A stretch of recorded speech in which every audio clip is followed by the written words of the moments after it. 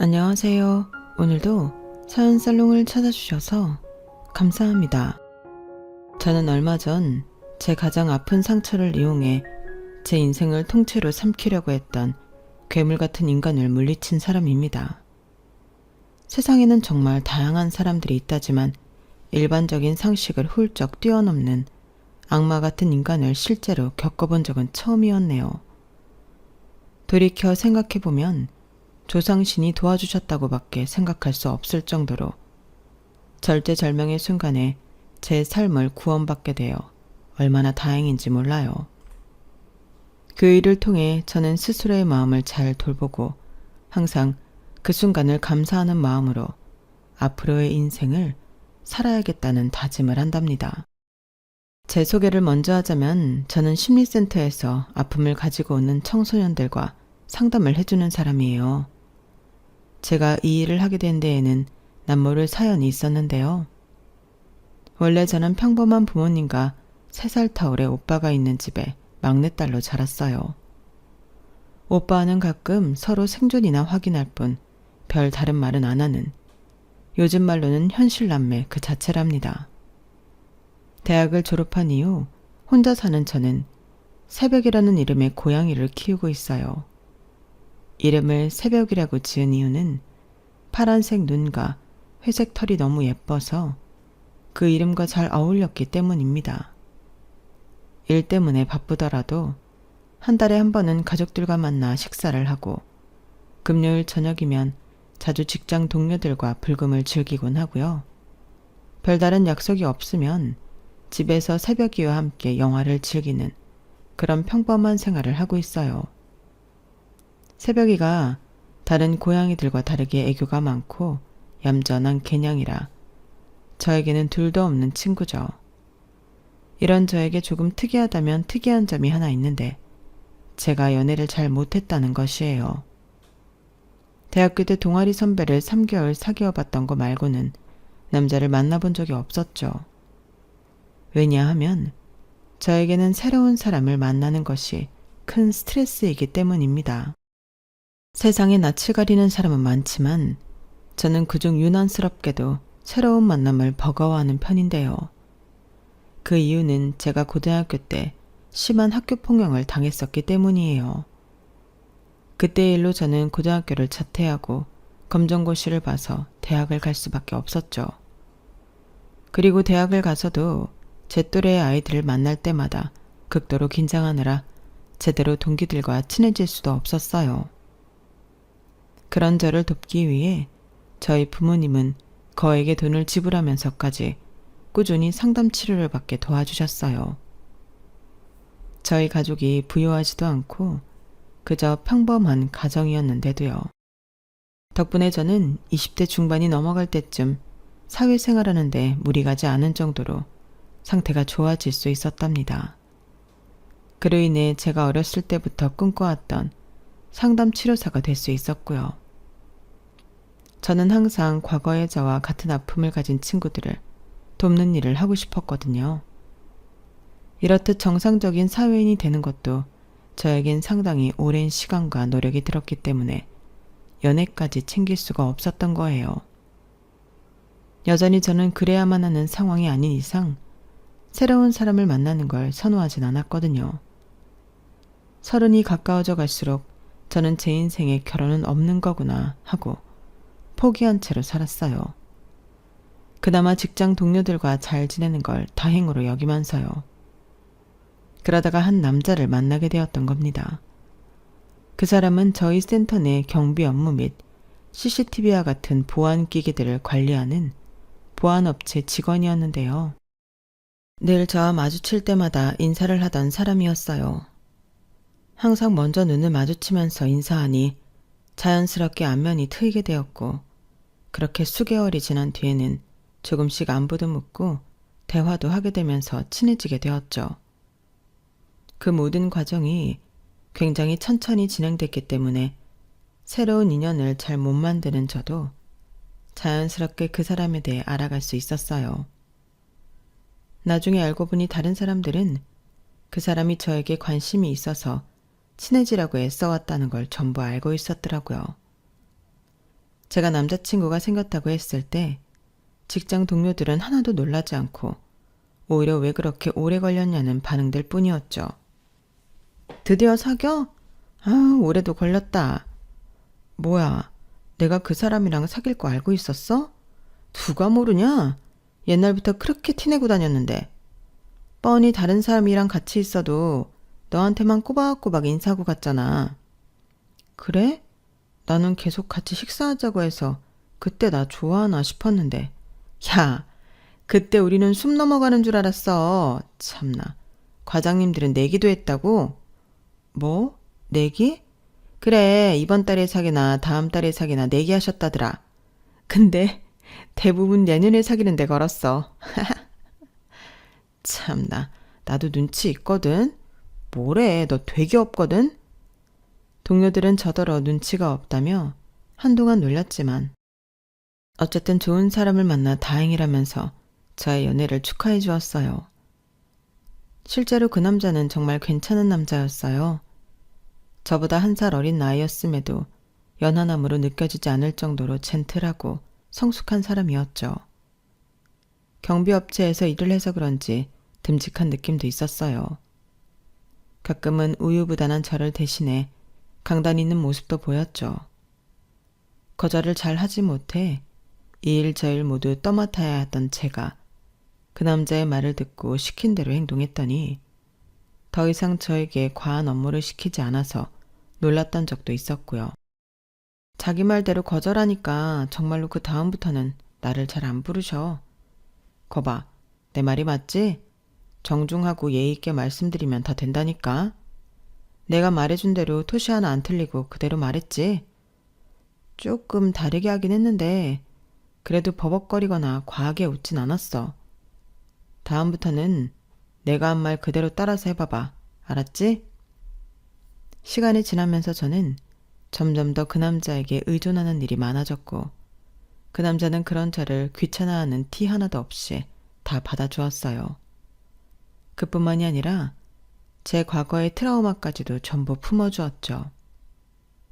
그러다 보니 저희는 1년 만에 급속도로 깊은 사이가 되었는데요. 제가 알지도 못하는 사이 어느새 그 남자는 하나부터 10까지 제 생활 전부를 진두지휘하고 있었어요. 집에 도착했지? 오늘은 밀가루 먹지 말고 집밥 먹어. 쌀 주문한 거 아직 안 왔는데 밀가루 말고 한식으로 배달시켜 먹을게. 그러게 미리미리 시켜놨어야지. 내가 그런 것들은 떨어지지 않게 늘 미리 준비하라고 했잖아. 알았어, 미안해. 그럼 어떻게 해? 마트에 가서 작은 사이즈라도 얼른 사와. 오늘은 꼭 밥 해 먹어. 알았지? 왜 그렇게까지 해야 돼? 오늘만 배달시켜 먹고 다음엔 집에서 밥 해 먹을게. 내가 시키는 대로 하라고. 넌 내가 왜 그렇게 게을러? 평생 그렇게 살 거야? 평소 잘 지내다가도 어쩌다 한 번씩 제가 그 남자가 하라는 대로 하지 않을 때면 저희는 크게 싸우게 되었고요. 그 남자는 오히려 큰일에는 화를 거의 내지 않았고 작고 일상적인 부분에서 갑자기 크게 화를 내는 경우가 잦았거든요. 처음에는 그 남자의 그런 모습에 놀라기도 하고 상처를 받기도 했어요. 그래서 저도 질세라 언성을 높이면서 싸우곤 했었죠. 하지만 그 남자가 저에게 요구하는 행동은 생활비를 고정하라거나 몸에 나쁜 음식을 먹지 말고 주기적으로 운동을 하라는 등 항상 저를 위해주는 내용들 뿐이었어요. 저도 그걸 알았기 때문에 종국에 사과를 하게 되는 쪽은 언제나 저였죠. 제가 사과하면 그 남자는 언제나 곧바로 화를 풀면서 자신의 의도를 강조했어요. 내가 다 너 잘 되라고 얘기한 거란 말이야. 어? 내가 너한테 시키는 일 중에 나 잘 되라고 말하는 게 하나라도 있어? 유미쌤이랑 거리 두라고 했던 것도 결국 내 말 안 들었으면 큰일 날 뻔했잖아. 내가 한 말들 나중에 보면 다 옳은 말들 뿐이었잖아. 안 그래? 그 남자가 그렇게 말할 때마다 저는 할 말이 없었죠. 정말로 그 남자의 말이 다 맞다고 생각했기 때문이에요. 심지어 제가 키우는 고양이 새벽이 정기검진 날짜를 그 남자가 시킨 대로 앞당겨 갔다가 하마터면 큰 병이 날 뻔한 걸 초기에 잡을 수도 있었으니까요.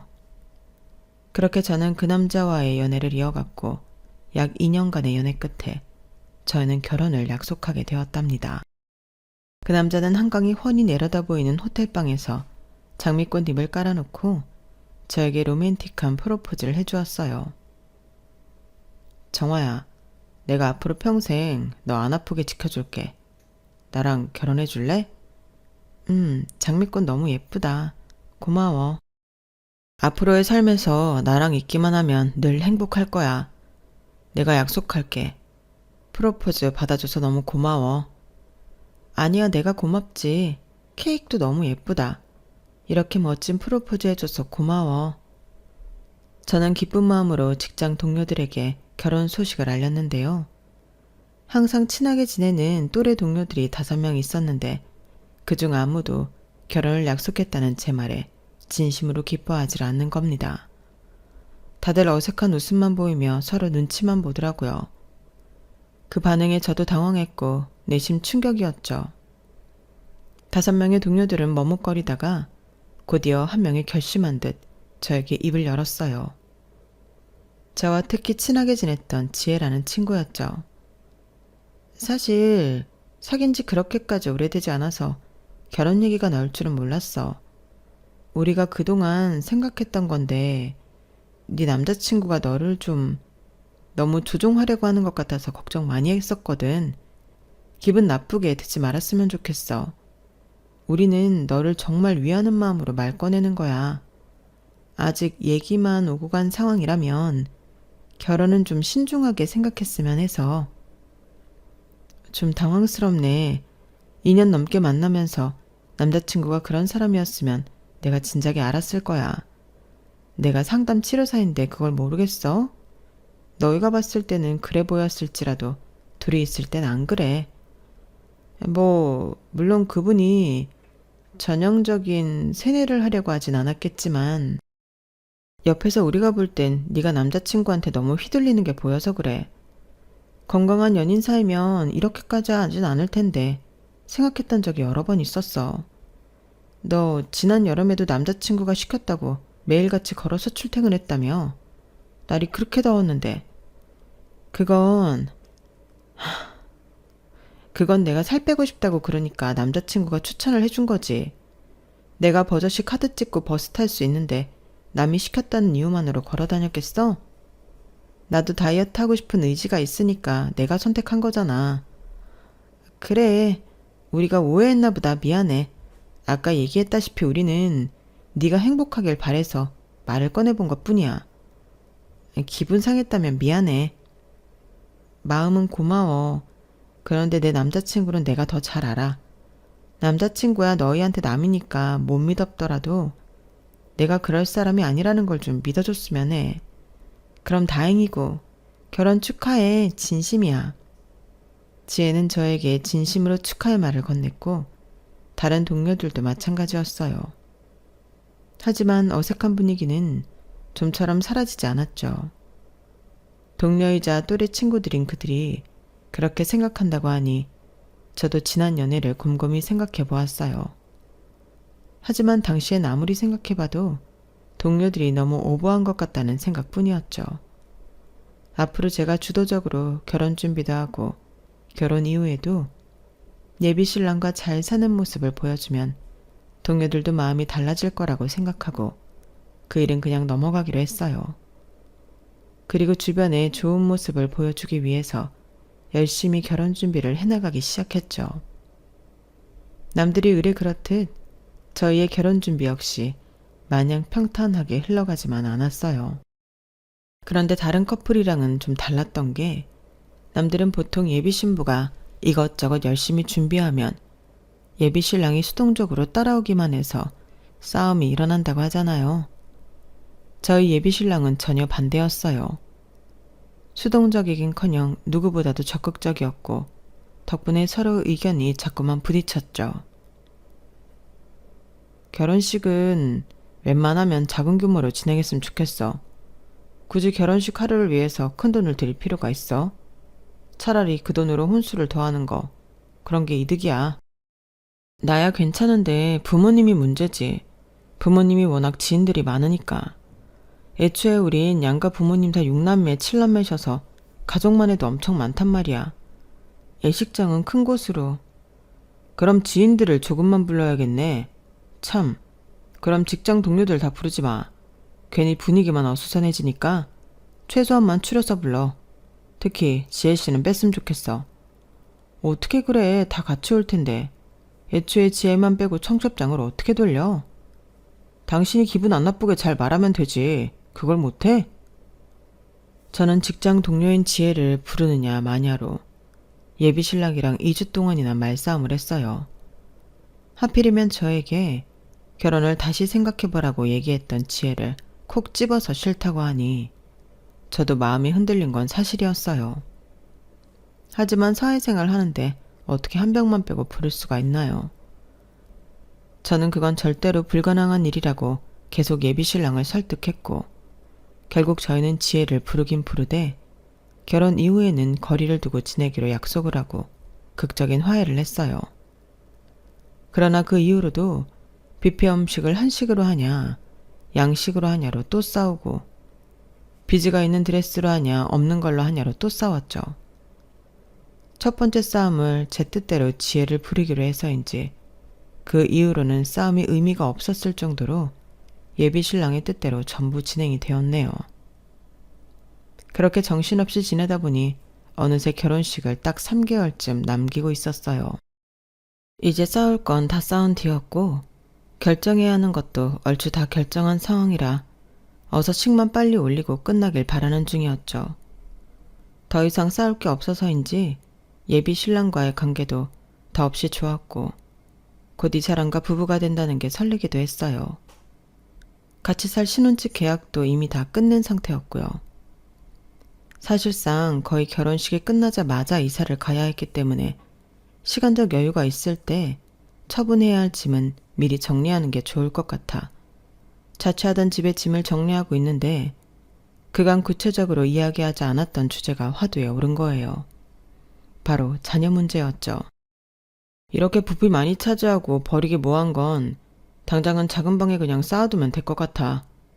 그리고 나서 차근히 정리하든가 아님 그냥 거길 창고처럼 써도 될 것 같고. 작은 방? 거기 애기 방으로 써야 하는 거 아니야? 창고처럼 쓸 수는 없지. 애 키우려고? 당장은 우리 두 사람 감당하기도 힘든데 벌써 애 생각을 하게? 우리가 그동안 자녀 계획에 대해선 한 번도 얘기를 안 했네. 다다음 달이면 결혼하는데. 나는 가지려면 빨리 가지는 게 좋을 것 같은데 원래 1살이라도 젊을 때 낳아야 덜 고생한데 나도 나이도 있고 그래서. 자기야, 무조건 빨리 가진다고 좋은 게 아니야. 우리가 먼저 애를 키울 만한 사람이 되어야 애를 가지지. 그렇게 무책임하게 무조건 빨리 가져야 하니까 애를 가지는 사람이 어딨어? 우리 둘이 합치면 월 600만 원 가까이 버는데 왜 조건이 안 돼? 충분히 할 수 있어. 임신이 되면 그때 육아 교육도 받으면 되고. 정서적인 여유를 말하는 거잖아. 솔직히 자기가 아직은 책임감이 부족한 편이잖아. 내가? 내가 왜 책임감이 없어? 우리 새벽이도 잘 키우고 있잖아. 이거 봐. 고양이 키우는 거랑 사람 키우는 거랑 같아? 그 둘을 비교하는 것부터가 자기가 아직도 정신적으로 어리다는 게 나타나는 거라고. 저는 예비 신랑의 말을 받아들일 수가 없었고 저희는 그 일로 며칠 동안이나 말다툼을 했습니다. 하지만 예비 신랑은 제가 과거 학폭을 당했던 트라우마까지 이야기하며 저는 아직 그때의 일에서 벗어나지 못해 정서적으로 불안정하다는 얘기를 몇 번이나 했어요. 그런 예비 신랑의 말에 저는 굉장히 화를 냈는데요. 짐 정리를 마친 뒤 약 보름쯤 뒤에 끔찍한 일이 벌어지는 바람에 화를 냈던 것도 전부 잊혀지고 말았어요. 어느 날 집으로 돌아왔는데 제가 키우는 고양이 새벽이가 사라진 것이었어요. 눈에 안 보이더라도 집안 어딘가 있다면 사료랑 물이 전부 비워져 있어야 했는데 그것도 전부 그대로였고 집에 설치해둔 카메라는 거실과 안방만 보고 있어서 현관문이나 창문은 보이질 않았거든요. 그래서 새벽이가 언제 나간 건지 감도 잡을 수가 없었죠. 패닉 상태에 빠진 저는 예비 신랑에게 곧바로 전화해 이 일을 알렸고 곧바로 달려와준 예비 신랑과 함께 집 안과 근처 건물을 샅샅이 뒤져보아도 결국 새벽이는 찾을 수 없었어요. 9년이나 함께했던 새벽이를 그렇게 잃고 나니 저는 엄청난 상실감과 우울증에 빠지고 말았죠. 새벽이는 드레스룸에 있는 창문으로 나간 것 같은데 왜인지 모르게 방충망이 모두 열려 있더라고요. 저는 그동안 내가 방충망이 어디 열려 있는 줄도 모를 정도로 집안 관리를 제대로 못하고 있었다는 점에서 죄책감이 굉장히 심하게 들었어요. 또 안락한 집을 놔두고 새벽이가 밖으로 나가 돌아오지 않았을 정도로 내가 좋은 주인이 아니었나 하는 자괴감도 들었고요. 혹시 잠깐만 나갔다 오려고 했는데 큰 변을 당했나 하는 불안감까지 들면서 그야말로 지옥 같은 나날을 보내고 있었습니다. 예비 신랑은 그런 저에게 매일같이 찾아와 곁을 지켜주며 달래고 위로해 주었어요. 사람이 실수할 수도 있지. 괜찮아. 이제 더 생각하지 마. 이미 지나간 일은 어쩔 수 없잖아. 애가 사라진 것도 아닌데. 내가 자취 시작할 때 제일 먼저 생긴 친구가 새벽이었단 말이야. 다 내 잘못이야. 내가 요즘 결혼식 준비하느라 너무 정신이 없어서 이런 정신으로 애는 어떻게 키우지? 애는 말고 다른 고양이를 키우면 되지. 신혼집으로 이사하면 그때 다른 고양이를 분양받자. 다음 고양이한테는 더 잘해줄 수 있을 거야. 자기 말이 맞아. 나는 너무 책임감이 없어. 애를 먼저 안 가진 게 너무 다행이야. 괜찮아. 이 다음 고양이 키울 때는 내가 잘 도와줄게. 예비 신랑의 극진한 위로 덕에 저는 그나마 일상을 조금씩 되찾을 수가 있었죠. 소식을 들은 회사 동료의 진심 어린 위로도 큰 힘이 되었고요. 근데 다들 저를 위로하는데 한 친구가 고개를 갸웃거리며 이런 질문을 하더라고요. 그런데 고양이가 방충망도 열 수가 있나? 구조가 발톱으로 찢어버렸다면 또 몰라. 그걸 고양이가 직접 열고 나갔다고? 아니면 내가 어떻게 하다가 실수로 열었을 수도 있지. 에이, 살면서 실수로라도 방충망 열고 사는 사람이 어딨냐? 고양이가 직접 연 거 아니면 설명이 안 되지. 제 말이 맞아. 정한 이 잘못은 절대 아닐 거야. 고양이가 직접 열 수도 있지 않을까? 요즘 인터넷에 올라오는 거 보면 고양이들이 막 이불 정리도 하고 도어랑 문도 열던데? 맞아, 그럴 거야. 고양이들 엄청 똑똑해. 전단지 같은 거 붙였어? 이미 방방곡곡 다 붙였지. 그런데 연락이 오는 사람이 없어. 너무 나쁘게만 생각하지 마. 어디선가 잘 살고 있을지도 모르지. 요즘은 막 길고양이한테 밥 주는 사람들도 많은데. 민영이 말이 맞아. 최대한 긍정적으로 생각하고 힘내. 곧 결혼하는데 기운 차려야지. 이제 한 달 남았잖아. 그 사이에 새벽이가 안 들어올까봐 걱정이야. 곧 내가 이사 가니까. 마음이 초조했지만 친구들의 말처럼 결혼식이 한 달밖에 안 남았으니 마냥 슬퍼하고 있을 수만은 없었죠. 저는 계속해서 이사 준비를 하고 결혼식 준비를 하면서 시간을 보냈어요. 결혼식이 코앞에 다가오니 또 이것저것 챙길 게 많더라고요. 축가를 불러주기로 한 지인과도 만남을 가지고 사회자도 정하고 예식 순서에 따른 이것저것을 준비해야 했거든요. 그러다 보니 어느덧 결혼식 날이 다가왔습니다. 저는 전날부터 심장이 쿵쾅거렸죠. 아예 전날부터 예비 신랑과 있다가 다음날 새벽부터 강남으로 이동해 헤어며 메이크업을 전부 받고 또 드레스를 입으러 가고 하루 종일 정신이 없었어요. 예식장 직원들도 돌아가면서 찾아와 별의별 거를 다 물어보고 가고 하객들도 한두 명씩 오기 시작하면서 어느새 인산인해를 이루게 되었어요. 다른 홀에서도 결혼식이 진행되니까 하객만 해도 몇백 명이 홀에 서 있었고 온 건물이 사람 소리로 가득 찬 것 같았죠. 저도 제 하객을 맞이하느라 얼굴 근육에 경련이 올 정도로 웃고 있었는데요. 한참 하객들이 몰려올 때 저희 회사 동료들이 찾아왔어요. 적당한 시간대에 와서 당연히 반가운 마음으로 맞으려고 했는데 회사 동료들의 표정이 하나같이 저승사자라도 되는 양 어두운 겁니다. 그러더니 2명의 친구가 총대를 메고 하객들을 뒤로 물리더군요. 저는 이게 대체 무슨 일인가 싶었는데 지혜가 저에게 심각한 얼굴로 다가왔어요. 왜 그래? 대체 무슨 일이야? 정화야, 너 마음 단단히 먹어? 갑자기 왜 그래, 무섭게. 네가 꼭 봐야 할 게 있어. 저기 기사님, 저희끼리 얘기 좀 하게 잠시 자리 좀 비켜주세요. 결혼식 전에 꼭 이야기해야 돼? 식 이제 20분도 안 남았어. 그 전에 네가 꼭 봐야 해. 정화야, 제발. 이거 한 번만 봐봐. 직장 동료들은 사진 기사님과 예식장, 드레스샵 관련 직원들까지 전부 밖으로 내보내고 저에게 핸드폰을 내밀었어요. 예상치 못했던 이 모든 일이 왠지 불길해 보여 저는 얘기가 듣기 싫어지더군요. 하지만 제가 거부하기도 전에 지혜가 핸드폰으로 영상 하나를 틀어주었어요. 한눈에 예비 신랑이 찍힌 영상이라는 걸 알아볼 수 있었죠. 그리고 영상을 본 저는 그야말로 경악을 하고 말았습니다. 그 영상은 제가 사는 아파트 CCTV 영상이었는데요. 날짜가 바로 제 고양이 새벽이가 사라졌던 그날이었죠. 제 집에서 새벽이 뒷덜미를 잡고 나오는 예비 신랑의 모습이 가장 먼저 보였어요.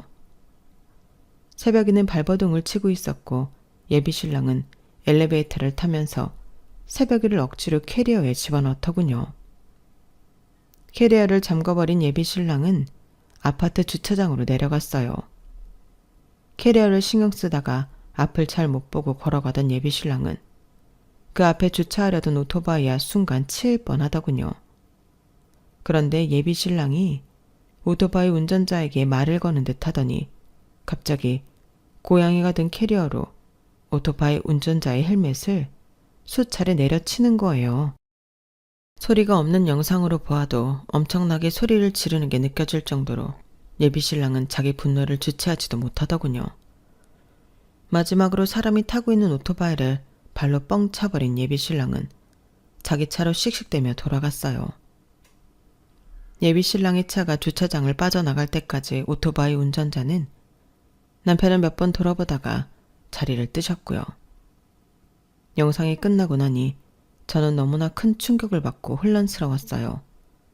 정아야, 이거 네 예비 신랑 맞지? 맞아. 나 지금 너무 충격이라서 어떻게 해야 할지 모르겠어. 너 어떻게 해야 해?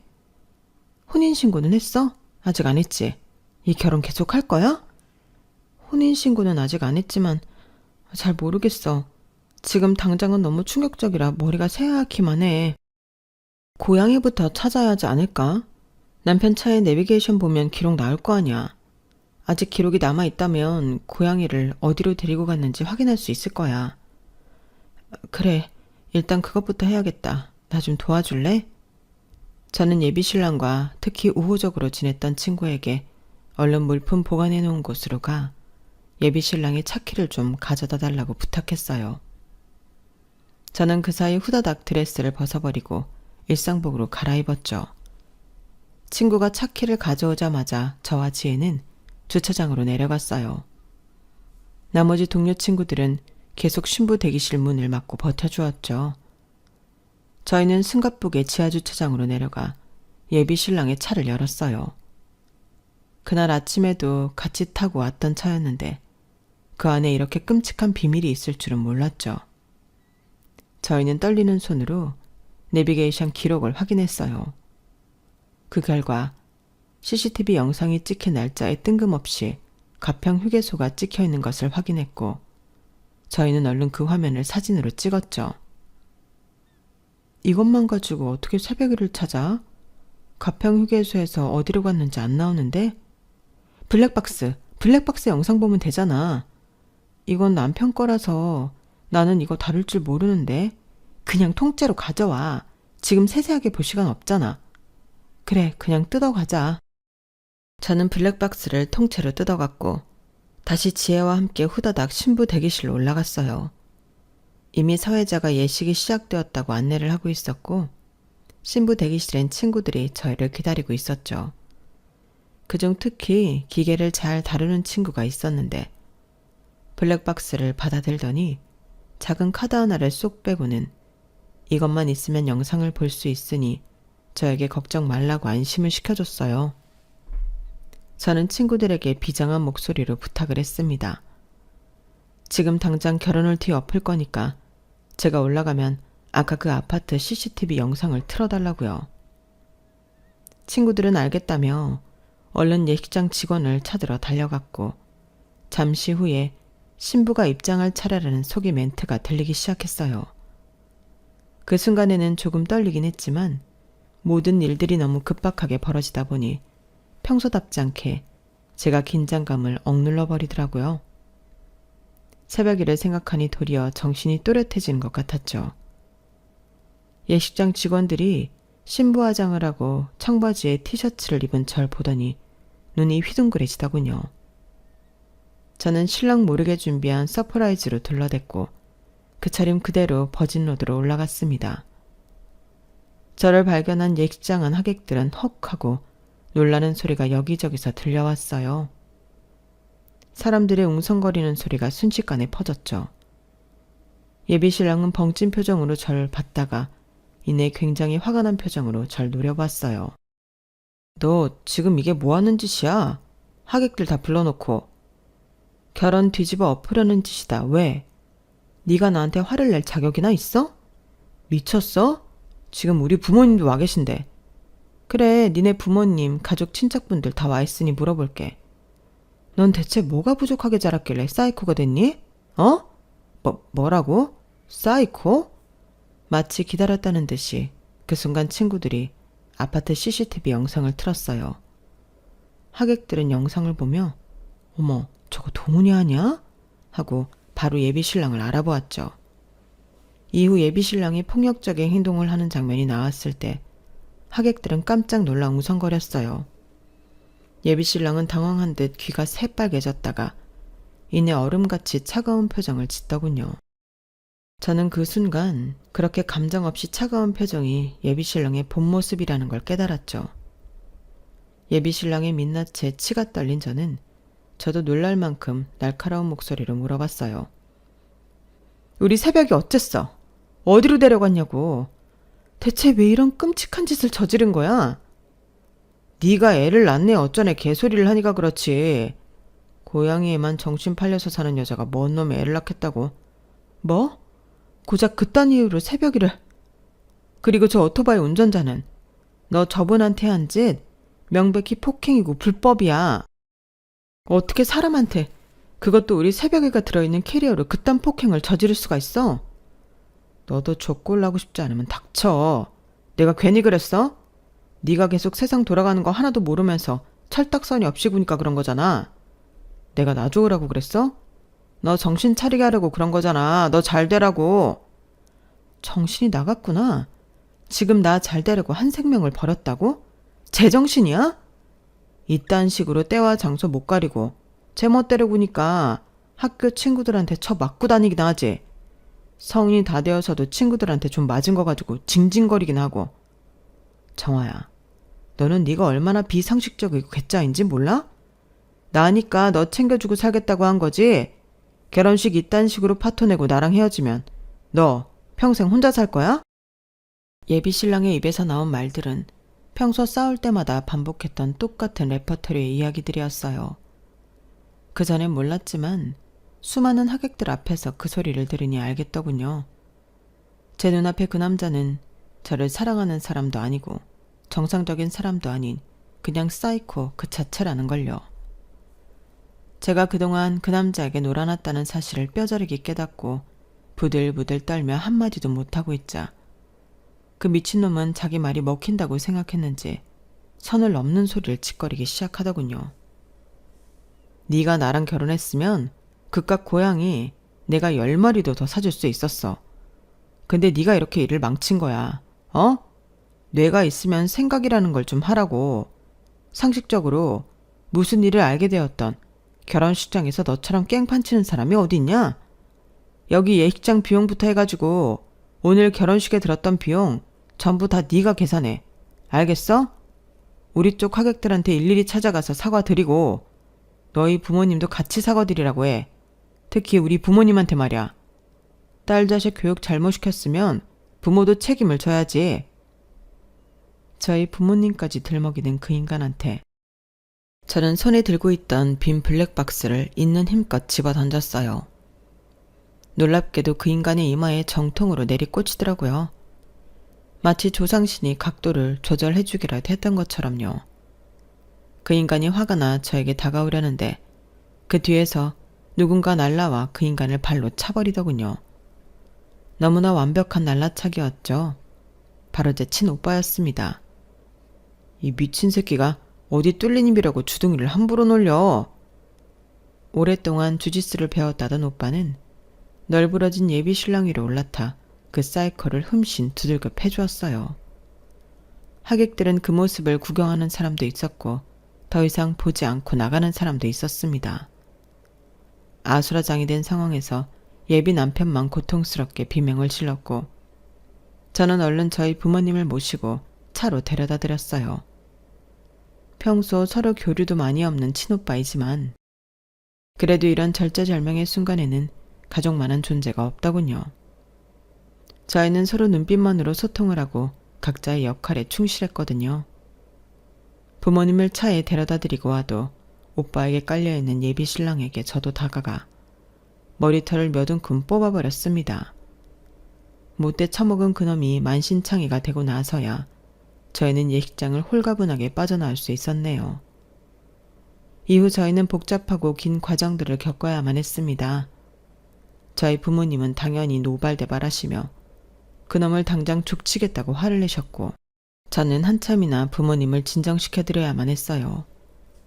예비신랑은 저희 오빠를 폭행으로 감방을 보내겠다며 난리를 쳤지만 예비신랑이 맞은 걸 구경하며 영상을 찍어갔던 수많은 예비신랑 측 하객 중 아무도 영상 증거를 제공해주지 않았다고 해요. 얼마나 평소 인간관계가 좋지 않았으면 그랬을까요? 저는 오히려 예비신랑이 제가 없을 때 불법으로 가택 침입을 해 고양이를 납치해갔던 것을 전부 법적으로 처리해버렸답니다. 이 사건이 벌어지긴 전엔 몰랐는데 예비신랑은 그 전에도 폭력 전과가 4번이나 있었던 사람이었어요. 그 사실을 알자마자 저희 부모님은 당장 사기 결혼으로도 고소하라고 성호하셨고 실제로 그 죄가 인정되어 그 사이코 같은 인간은 도리어 본인이 감방에 들어가게 되고 말았답니다. 그리고 저는 기적적으로 제 고양이 새벽이를 찾게 되었어요. 블랙박스 영상을 살펴보니 그 나쁜 놈이 제 고양이를 캐리어째 가평 시골 한 복판에 버리고 왔더라고요. 저는 제 동료 친구들과 함께 마지막으로 그 인간이 정차했던 곳을 영상을 통해 어렵게 찾아갔고 그 동네에서 열심히 전단지를 뿌린 결과 새벽이를 찾을 수 있었답니다. 다만 새벽이를 거두어간 분은 혼자 사시는 할머니셨는데 어찌나 새벽이를 잘 봐주시고 계시던지 털에도 윤기가 가득했고 살도 포동포동하게 올라와 있더라고요. 제가 고양이를 잃어버려 되찾으러 왔다고 하자 버릴 땐 언제고 무책임하게 다시 찾으러 왔냐며 빗자루를 들고 내쫓으려고 하셔서 자초지종을 설명드리고 어렵게 오해를 풀었죠. 하지만 제가 보아도 제 고양이인 새벽이가 할머니와 더 평화롭게 잘 지내고 있는 것 같아 혼자 서울로 올라오기로 했어요. 대신 시간이 날 때마다 할머니 댁에 방문을 드리기로 약속을 했죠. 사이코 같은 놈에게서 극적으로 벗어나 모든 보상까지 받은 뒤 저는 안식년을 가지기로 결정했답니다. 회사에서도 잘 생각했다고 격려해 주었고 동료 친구들 역시 편히 쉬고 오라며 제 등을 두드려 주었죠. 괜히 바른 소리를 했다가 한동안 사이가 멀어질 뻔했던 지혜와는 따로 몇 번 더 만나 사과도 하고 함께 술도 기울이며 그간의 일들을 훌훌 털어내버렸어요. 덕분에 오히려 지금은 세상에 둘도 없는 친구 사이가 되었답니다. 일을 쉬게 된 요즘에 저는 요가 학원을 열심히 다니며 제 몸을 돌보고 명상도 자주 하며 제 마음의 건강에도 신경을 쓰고 있어요. 제가 과거의 트라우마를 다 이겨냈다고 생각했는데 전혀 그렇지 못했더라고요. 제 트라우마를 오히려 이용해서 저를 서서히 세뇌시키고 지 입맛대로 휘두르었던 악마 같은 놈에게 엮일 뻔한 만큼 마음이 유약했구나 깨달았어요. 다시는 그런 일을 겪지 않도록 정신적으로 더 단단한 사람이 되기 위해 책도 많이 읽고 독서 모임도 나가고 그렇게 일상을 보내고 있답니다. 어쩌면 그 사이코를 겪은 뒤 제가 더 성숙한 사람이 될 수 있었던 것도 같네요. 지금까지 저의 이야기를 들어주셔서 감사합니다. 현실에서 만나는 악마들은 책이나 TV에서 나오는 것처럼 명확하게 보여지지가 않고 훨씬 교활한 모습을 띠고 있다는 걸 제 사연을 통해 많은 분들이 아셨으면 좋겠네요. 저는 앞으로도 과거의 아픔은 묻은 채 더욱 단단한 사람이 되기 위해 노력할 겁니다. 이 글을 읽는 분들도 각자의 아픔을 이겨내실 수 있길 바라겠습니다. 감사합니다. 여러분, 사연 댓글에 응원과 현명한 조언 부탁드려요. 좋아요와 구독은 저에게 큰 힘이 됩니다. 오늘도 좋은 일 가득하세요.